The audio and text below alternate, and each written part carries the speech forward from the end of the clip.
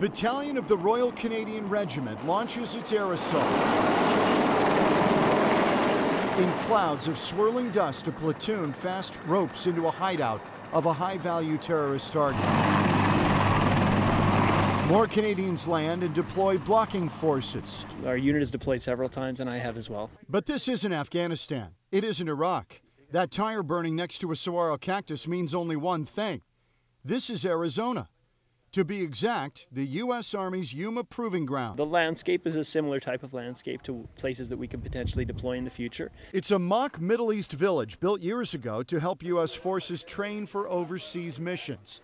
This month, it helped Canadian forces sharpen their skills. It's a great opportunity for the soldiers to get a chance to see the sights and smells and sounds of places that they might in the future find themselves. Before the assault, we put a portable camera on one of the bad guys. All right, you're rolling. Thank you very much. No problem. Our volunteer plus other Canadians and some U.S. Marines play terrorist bodyguards. Oh, great leader, I'll die for you today. Oh, thanks, man.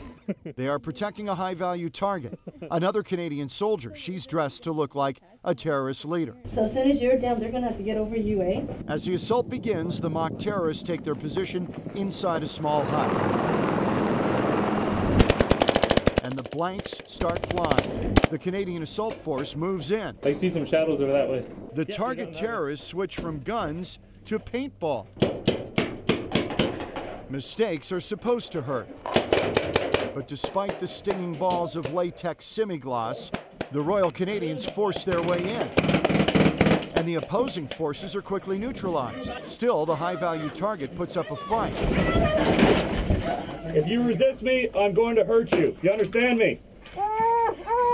Eventually, they get her to her feet. Keep your head against the wall. Don't move. Before she is finally led away, Don't move. kicking and screaming into a nearby helicopter. While more soldiers keep watch just in case. They love it. They're having a great time. We're doing a lot of very good, relevant training, and they're enjoying the opportunity. Major David Hill says his battalion gets more realistic training here than in Canada. Especially this time of year, because if I was up in Canada right now, there'd be a whole lot of snow. It's remarkable. We benefit a great deal from being here. Lieutenant Colonel David Quick agrees. Yeah, I think some of the soldiers might get PTSD for being here, but I mean, it is a great training environment. It simulates, the common environment that we're all faced with, and it's great. Canadian Master Corporal Tyler Stefanich learned how to be a casualty.